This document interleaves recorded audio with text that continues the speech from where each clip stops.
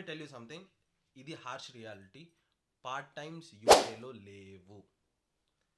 Part times యూకేలో లేవు.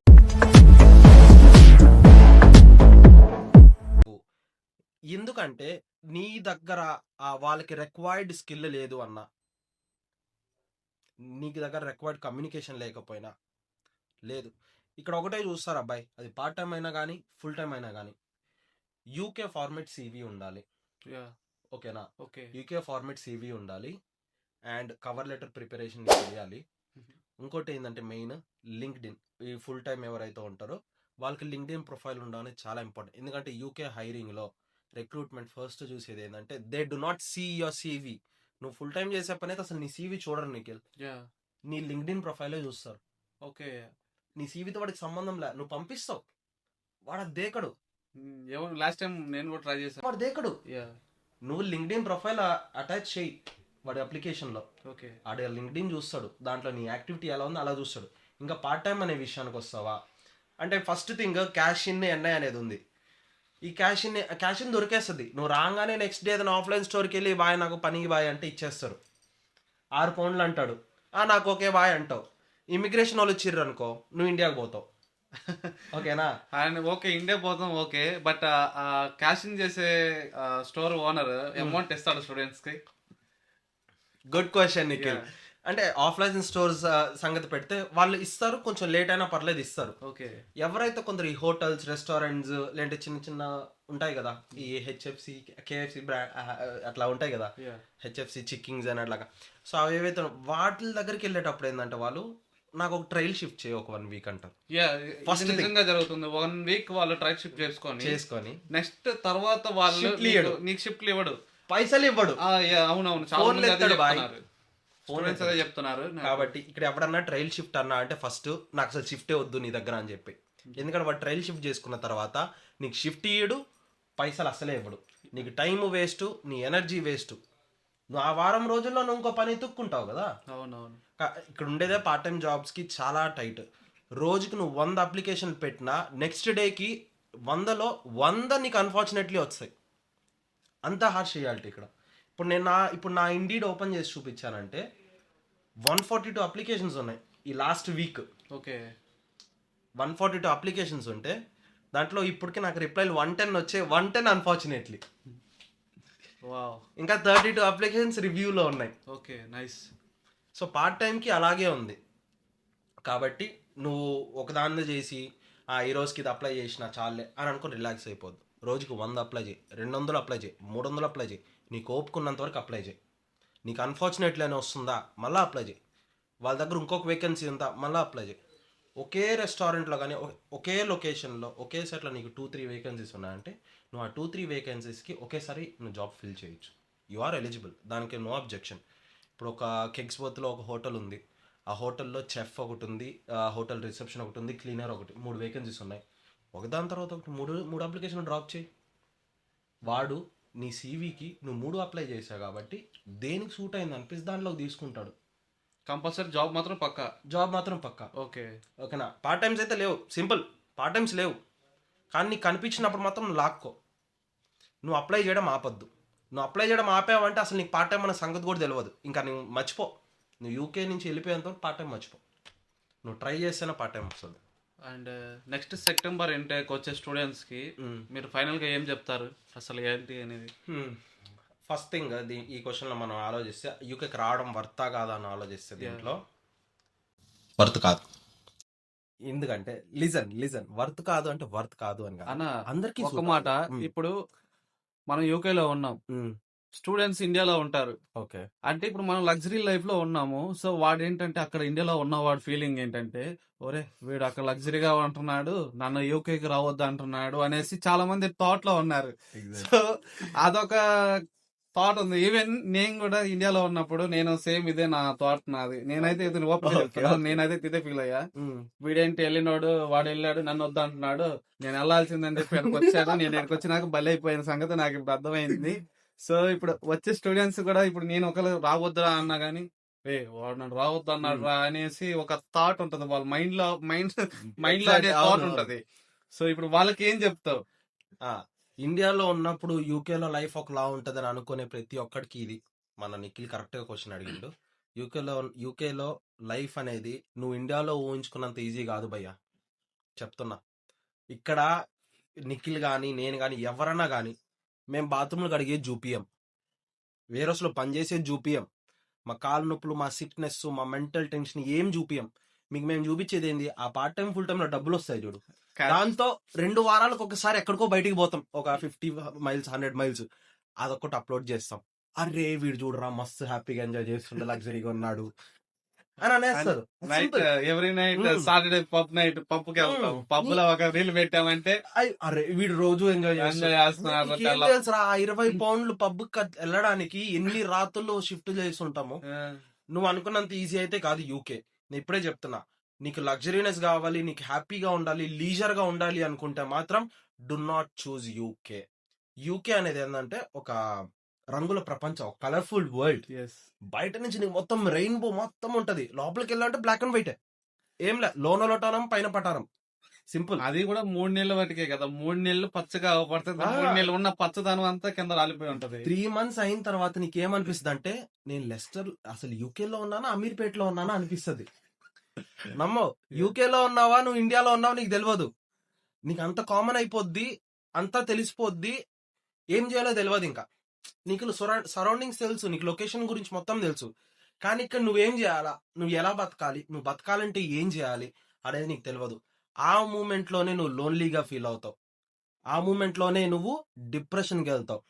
ఆ టైంలో నువ్వు ఫ్రెండ్స్ అని నమ్మాలనుకుంటావు, అప్పుడు నమ్మినప్పుడు ఫ్రెండ్ గాడు ఇంకోటి బుడుస్తాడు. అదే ఇక్కడ ప్రతి ఫ్రెండ్ ఇంకో ఫ్రెండ్ని బుడుస్తాడు భయ్యా, ఇది కామన్ థింగ్ ఇక్కడ. కాబట్టి నువ్వు మెంటల్లీ ప్రిపేర్ అవ్వు. యూకే నువ్వు అనుకున్నంత ఈజీ అయితే కాదు. వర్త అంటే కొందరికి మాత్రమే, ఎలాంటి వాళ్ళకంటే నేను ఓపెన్ గా చెప్తున్నా నిఖిల్, ఎవరు నన్ను బ్యాడ్ గా తీసుకోవద్దు. యూకే ఎవరికి వర్త్ అంటే, ఫస్ట్ థింగ్ నీకు ఫైనాన్షియల్ సపోర్ట్ ఉండాలి బ్యాక్ హోమ్.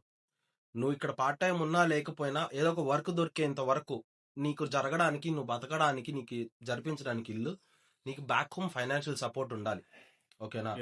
ఇంకోటి ఏంటంటే, నువ్వు ఇక్కడికి రాగానే, యూకేకి రాగానే ఫస్ట్ నీ అకాడమిక్ కరికులంతో పాటు నెట్వర్కింగ్ గ్రోత్ అనేది ఇంపార్టెంట్. నువ్వు ఎంత సోషలైజ్ అవుతావో యూనివర్సిటీలో అంతే ఇంపార్టెంట్. యూనివర్సిటీలో హబ్స్ ఉన్నాయి, సొసైటీస్ ఉన్నాయి, యాక్టివిటీస్ ఉన్నాయి. Participate, involve, know people, student authorities ఎవరో తెలుసుకో. ఇప్పుడు నీకు ఒక యానిమే అంటే ఇష్టం, యానిమే సొసైటీ ఉందా అని తెలుసుకో, యానిమే సొసైటీలో జాయిన్ అవ్వు. ఫ్రీ ఆఫ్ సొసైటీలో జాయిన్ అవడానికి ఫ్రీ. కొన్ని 3 pounds 2 pounds అట్లా ఉంటాయి, అది నాట్ అ మ్యాటర్.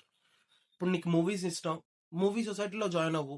నీకు పోయిటరీ ఇష్టం, పోయిటరీ సొసైటీ. స్పోర్ట్స్ అంటే స్పోర్ట్స్ సొసైటీ జాయిన్ అయిపో, వాళ్ళు రెగ్యులర్ యాక్టివిటీస్ ఇస్తారు, నువ్వు వాళ్ళతో కమ్యూనికేట్ అవ్వు. అక్కడ నువ్వు కలిసిన మనుషులతో నువ్వు నెట్వర్క్ అవ్వు, సోషలైజ్ అవ్వు. అప్పుడు నీ కమ్యూనికేషన్ డెవలప్ అవుద్ది, నీకు నెట్వర్కింగ్ డెవలప్ అవుద్ది, లైఫ్ స్టైల్ అర్థమవుద్ది. తర్వాత ఏం చేయాలి, వీళ్ళ మైండ్ సెట్ ఎలా ఉంది. ఇప్పుడు ఇక్కడుండే వాళ్ళు ఎందుకు ఇంత హ్యాపీగా ఉన్నారు అంటే, వీళ్ళకి జరిగిపోతుంది, మనకెందుకు జరగట్లేదు అని అనుకుంటాం కదా. ఎందుకంటే వాళ్ళు ఆలోచించినట్టు నువ్వు ఆలోచించట్లా. నువ్వు ఇంకా మీ ఇండియాలో మీ ఇంట్లో కూర్చున్నట్టు అనిపిస్తుంది నీకు. నువ్వు మీ ఇండియాలో మన ఊర్లో ఇంట్లో కూర్చున్న ఆలోచనలు పెట్టుకుంటే ఇక్కడ నీకు లైఫ్ జరగదు. కరెక్ట్. ఇక్కడికి వచ్చిన తర్వాత ఇక్కడ మనుషులు ఎలా ఆలోచిస్తారు, ఇక్కడ నాతో స్టూడెంట్స్ ఎలా ఆలోచిస్తారు. ఇప్పుడు నేను ఇండియన్ని, నేనేం ఆలోచిస్తా అంటే, what is my Chinese classmate is thinking, నా బ్రిటిష్ క్లాస్మేట్ ఏమనుకుంటుండు, నా చైనీస్ క్లాస్మేట్ ఏమనుకుంటు, వాడు మైండ్ సెట్ ఏంటి, వాడు ఆలోచన ఏంటి, వాడు డైలీ రొటీన్ ఏంటి, వాడు ఇంప్రూవ్ అవడానికి, వాడు నెట్వర్క్ అవ్వడానికి, వాడు డెవలప్ అవ్వడానికి ఏం చేస్తుండు, ఏం కోర్సెస్ తీసుకుంటుండు, how to find them, job సంగతి ఏంటి అనేది తెలుసుకోవాలి. ఇంకోటి మనం మాట్లాడితే నిఖిల్, జాబ్ సంగతి, జాబ్స్ మార్కెట్ సంగతి. ఫస్ట్ థింగ్, ఫస్ట్ నువ్వు నీ కోర్స్ అయిన తర్వాత నువ్వు ఏ ఫీల్డ్లో పడాలి అని అనుకుంటున్నావు అనేది నువ్వు డిసైడ్ అవ్వాలి. ఇప్పుడు నేను ప్రాజెక్ట్ మేనేజ్మెంట్ నుంచి వచ్చాను, నేను ప్రాజెక్ట్ మేనేజ్మెంట్లోనే నేను జాబ్ కొట్టాలి, నా ఫీల్డ్లో నా కోర్లో కొట్టాలి అనుకున్నప్పుడు నా ప్రాజెక్ట్ మేనేజ్మెంట్లో ఉండే సాఫ్ట్వేర్స్ కానీ లేదంటే దానికి సంబంధించిన కోర్సెస్ కానీ నేను చేయాలి. So I should choose what I should be. తర్వాత అది నేర్చుకోవాలి, తర్వాత అది కనెక్ట్ అవ్వాలి అంటే దానికి సంబంధించిన ఫీల్డ్లో మనుషుల్ని నువ్వు పట్టుకోవాలి. నువ్వు లింక్డ్ఇన్కి వెళ్ళు, కొట్టు ఒక కంపెనీ పేరు, ట్యాగ్స్ వస్తాయి, దాంట్లో మనుషులకు మెసేజ్ చేయి, మెయిల్ చేయి, లేదంటే ఏదో కమ్యూనికేషన్ డెవలప్ చేయి. ఈవెంట్స్ ఉంటాయి, ఫెయిర్స్ ఉంటాయి, అటెండ్ దెమ్. సో జాబ్ సంగతికి వస్తే ఏమవ్వాలనుకుంటున్నా అనేది డిసైడ్ అవ్వు. దానికి కావాల్సింది ఏంటో అనేది చదువుకో, నేర్చుకో. తర్వాత దానికి సంబంధించిన నెట్వర్కింగ్ బిల్డ్ చేసుకో. ఆ తర్వాత నీకు జాబ్ వస్తుంది. రాకపోతే నన్ను అడుగు.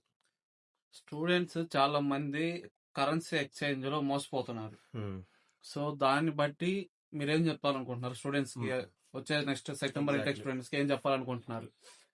ఇక్కడికి వచ్చిన తర్వాత చాలా మంది ఏంటంటే ఇప్పుడు బ్యాక్ హోమ్ సపోర్ట్ ఏదైతే ఉందన్నాను నేను, ఇండియా నుంచి నీకు 50,000 ఐఎన్ఆర్ లేదంటే 1,00,000 ఐఎన్ఆర్ వచ్చాయి నీకు ఇక్కడ సర్వైవ్ అవ్వడానికి పంపించారు. సో ఇక్కడ నీకు పౌండ్స్ కావాలి. అది మార్చడానికి ఏంటంటే ఇప్పుడు మన కమ్యూనిటీ గ్రూప్స్ ఏవైతే ఉంటాయో వాట్సాప్ లో లెస్టర్ తెలుగు గ్రూప్ అనో DMA Telugu group there are many groups. వాటిలో ఏంటంటే నీకు అడుగుతారు give me INR I give you pounds అని. Yeah. సో ఎప్పుడన్నా ఈ మార్చుకునేటప్పుడు ఏంటంటే ఇన్ పర్సన్ మీట్ అవ్వాలి. ఓకేనా? అంతేగాని మెసేజెస్ లోనే నువ్వు మొత్తం ఎంత అమౌంట్ మాట్లాడేసుకొని బ్యాంక్ డీటెయిల్స్ పెట్టేసుకొని అంతా అయిపోయిన తర్వాత అరే వాడు నాకు డబ్బులు పంపించలేదురా, నేను డబ్బులు పంపించినారా, ఏంద్రా పరిస్థితి అన్నావు అంటే ఏం రాదు ఇంకా. అంటే బాగా నమ్మేస్తున్నారు స్టూడెంట్స్ ఏంటంటే మన తెలుగు వాళ్ళమే కదా, తెలుగోడు Exactly. మనం మోసం చేసుకోము కదా అనే బాగా మాటలు చెప్పి వాడిని నమ్మేస్తున్నారు. ఇక్కడ చీటింగ్ అనేది ఒక బిజినెస్. యా. అంటే మనకి ఉన్న అవసరం అనేది వాళ్ళకి వ్యాపారం. మనకి ఇప్పుడు ఒక అవసరం ఉంది, నాకు ఈ అవసరం ఉందిరా నువ్వు చేయగలవా అని అడిగేవంటే ఒకడిని, వాడికి అది వ్యాపారం. ఓకే, ఇప్పుడు నన్ను ఈ అవసరం అడిగాడు, వీడు అడిగిన ఈ అవసరం నుంచి నేను ఎలా ప్రాఫిట్ అవ్వగలను, అర్థమైందా? అర్థమైంది. సో అలాగుంటది మైండ్ సెట్. కాబట్టి ఏంటంటే ఈ పర్టికులర్లీ ఈ ఫైనాన్షియల్ ఏదైతే ఉందో కుదిరినంత వరకు నీకు ఎవరైతే యూకేలో తెలిసిన వాళ్ళు ఉంటారు, దూరపు చుట్టాలు ఎవరో ఒకరు ఖచ్చితంగా ఉంటారు. నువ్వు తాళపత్ర గంధరాలు తీసినావు అంటే ఖచ్చితంగా దొరుకుతారు. ఎందుకంటే నాకు చాలా మంది దొరికినాడు వచ్చిన తర్వాత, నాకు ఎవరు లేరు అనుకున్నా కానీ. అవును. బట్ వాళ్ళతో మార్చుకుంటాను. లేదు అంటే ఇన్ పర్సన్ నేను కూడా గ్రూప్ లో పెడతాను, భయ నా దగ్గర ఉన్నాయి, నేను పౌండ్స్ ఇస్తాను, నాకు ఐఎన్ఆర్ ఇవ్వు అన్నా అంటే come to this place, will meet, will exchange there. అంతేగాని మెసేజెస్ లో, కాల్స్ లో, video calls no. Okay. Person to person కలిసే నువ్వు మాట్లాడు, ఆ తర్వాతే మార్చుకో. ఎందుకంటే రీసెంట్ గా నేను ఒక అమ్మాయిని చూసాను, 5 lakhs పోగొట్టుకుంది. నీకు 5 lakhs, 5,000 pounds అంటే 6 lakhs పైనే, 6 lakhs దాకా అనుకో. తనకి ఎమర్జెన్సీ ఉన్నింది, వచ్చింది, ఏదో పెండింగ్ ఉన్నింది, కాలేజ్ ఫీజు 5 lakhs ఏదో పెండింగ్ ఉన్నింది అమ్మాయి. సో అది కట్టడానికి తను ఏం చేసింది, గ్రూప్ లో మెసేజ్ పెడితే వేరే వాడు వచ్చి ఐ హ్యావ్ ఎమర్జెన్సీ అన్నా కాబట్టి నేను ఇస్తాను, ఇప్పుడు ఇస్తాను, నాకు బ్యాంక్ డీటెయిల్స్ నేను పంపిస్తాను అన్నాడు. సరే నీ అమ్మాయి వెంటనే అమౌంట్ పంపించేసింది, ఐఎన్ఆర్ ఇండియన్ అకౌంట్ కి పంపించేసింది. పంపించేసిన తర్వాత సరే నీ బ్యాంక్ డీటెయిల్స్ పెట్టు అన్నాడు. ఈ అమ్మాయి పెట్టింది, తర్వాత నో రెస్పాన్స్. ఈ అమ్మాయి 1 hour తర్వాత చేసిన నో రెస్పాన్స్. ఇంకా అట్లాగా అయ్యింది. 1.5 hour తర్వాత బ్లాక్ చేసిండు బాయ్. Number blocked. ఇంకా నంబర్ ఎక్కడ కనబడలే, వాడి డీటెయిల్స్ లేవు. తర్వాత ఇంకెట్లట్లోగా కనుక్కుంటే ఆ నంబర్ మహారాష్ట్రలో ఉంది. వాడు అసలు యూకేలో లేడు, లెస్టర్ లో లేడు. లెస్టర్ లో లేని వాడిని నమ్మాడు. వాడు ఎక్కడో మహారాష్ట్రలో ఉన్నాడు. ఇక్కడ ఉండే స్టూడెంట్స్ ఎవరో ఇట్లా గ్యాంబ్లింగ్ గా వాళ్ళని ఇక్కడ గ్రూప్ లో జాయిన్ చేసి ఇలా చేసుకుంటారు. ఇప్పుడు వాడికి వచ్చిన డబ్బులు 5 లక్షల్లో వీడు ఒక 2 లక్షలు, ఆడు 3 లక్షలు షేర్. కాబట్టి డబ్బులు అనే విషయంలో జాగ్రత్తగా ఉండు. నీకు డబ్బు విలువ తెలియలేదు అంటే ఇక్కడికి రావద్దురా, కానీ ఇక్కడికి వచ్చావంటే డబ్బు విలువ తెలుస్తుంది. డెఫినెట్లీ పొదుపు అంటే ఏంటో ఇక్కడికి వచ్చాక తెలుస్తుంది. అది నిజమే. సో గైస్, ఇదైతే ఇక్కడ జరిగిన సిచ్యువేషన్ తో మీ ఇద్దరం మాట్లాడుకున్నాం. సో ఇక్కడ జరిగిన రియల్ లైఫ్, అదంతా రియల్ సంఘటనలు. ఇప్పుడు ఏమైతే మాట్లాడానో అమౌంట్ గురించి కూడా నా లైఫ్ లో జరిగింది, నా ఫ్రెండ్ హేమంత్ లైఫ్ లో కూడా జరిగింది. ఎందుకంటే ఈవెన్ నేను ఆ అమౌంట్ కొట్టిన తర్వాత నేను వెంటనే హేమంత్ కాల్ చేసి చెప్తే అమౌంట్ అంటే వాడు కూడా వాళ్ళకి డబ్బులు కొడితే 1.5 2 లక్షలు కొట్టేశారు మా దగ్గర. Same only 1%. నాతోనేమో వాళ్ళ వైఫ్ చేసింది, మా వాడితోనేమో వాళ్ళ హస్బెండ్ చేశారు.